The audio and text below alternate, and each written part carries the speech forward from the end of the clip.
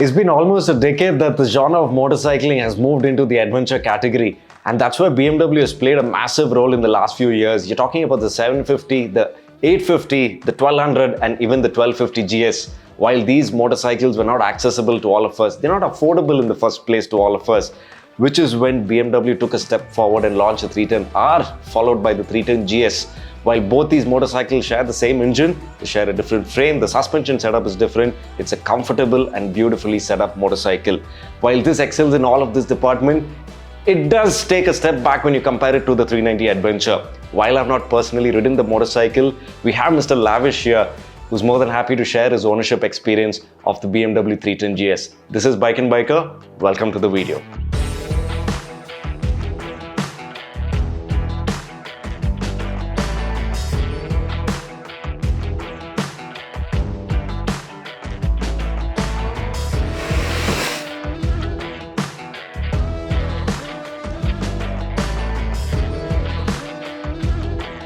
Hello, my name is Lavish. I've started my biking time almost like 20 years back.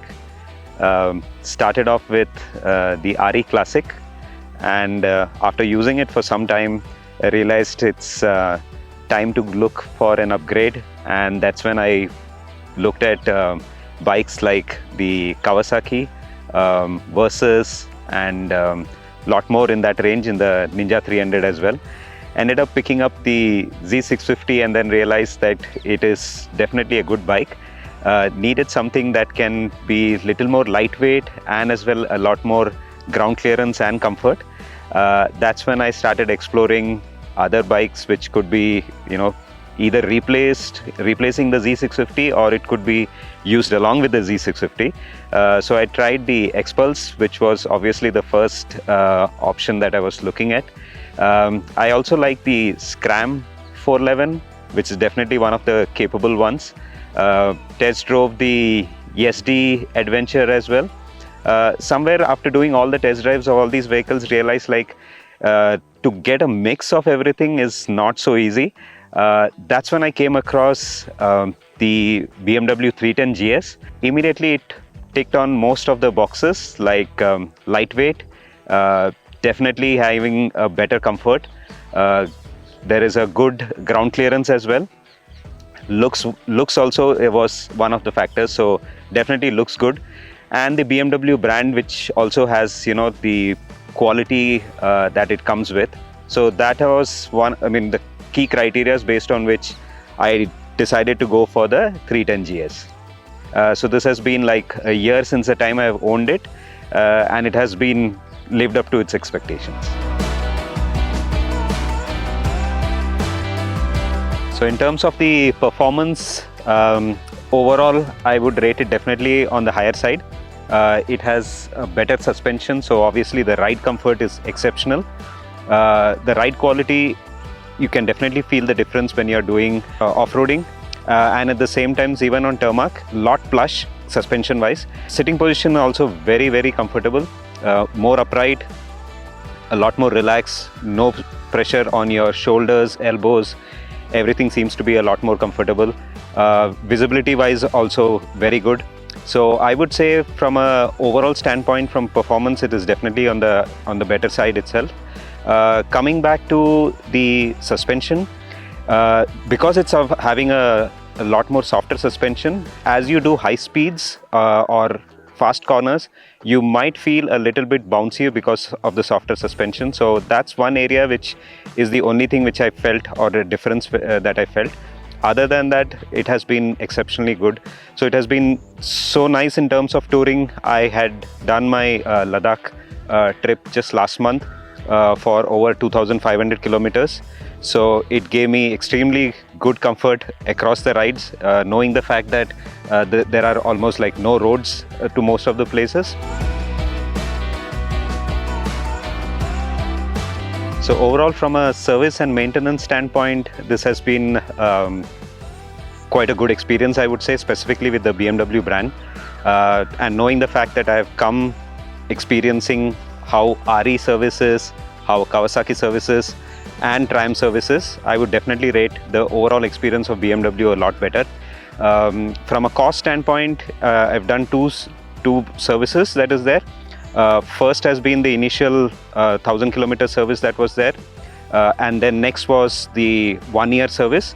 That was round about, in terms of monies, it came to around about 7,000, which includes your oil change, your filter change, all of that put together.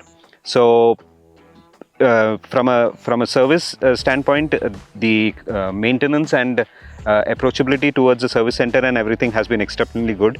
I did my Leh Ladakh trip very recently in June, July time, and overall post the Ladakh trip, came back, got a service done, which was basically like a checkup. Costed me around about $1,200. They did a complete overall check in terms of clutch, everything, and gave me a go ahead. So experience wise for service, I would definitely rate BMW a lot better. Might be from a cost standpoint, it might be a little higher, but you also get the kind of difference from a service standpoint. So that has been my service history till now with the BMW.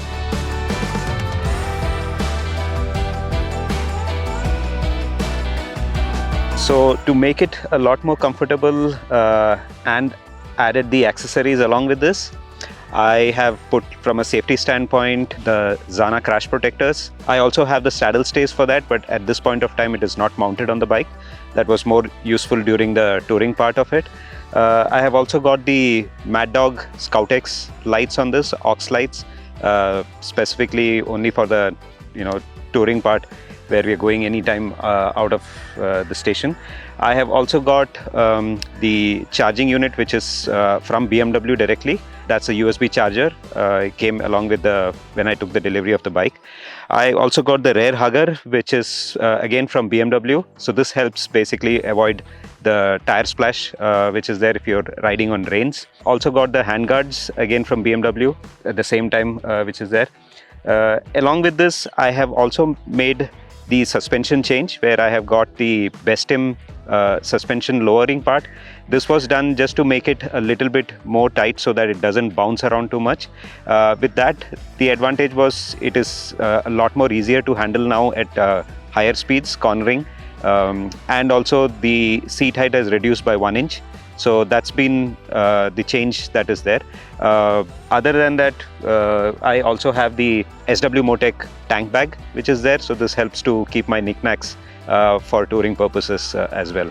I also have the top rack, which is there at this point of time. So using the Jivi top box for that, 34-liter one, and that's helped me overall from a touring purposes, helping keep the stuff both at the back and keep the balance across.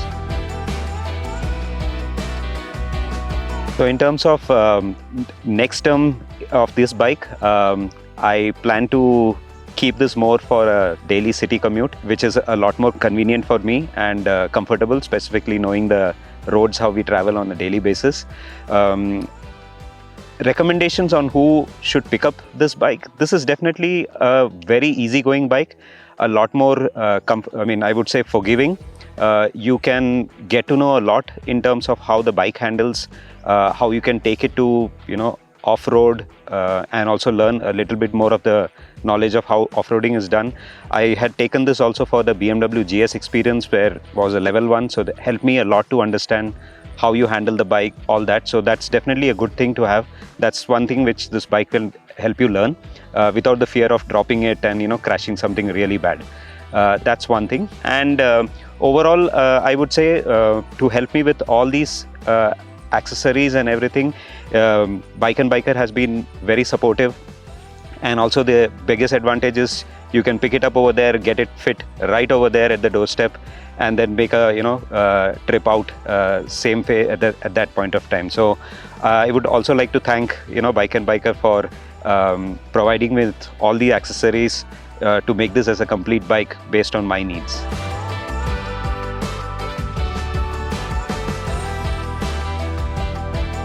Thank you so much for watching this video, guys. We have a lot more exciting content coming up in terms of luggage, soft luggage, hard luggage. There's a lot of technical stuff coming up and also a lot of new bikes coming in. So don't forget to like, comment, share and subscribe. My name is Ajit. I'll see you guys in the next one.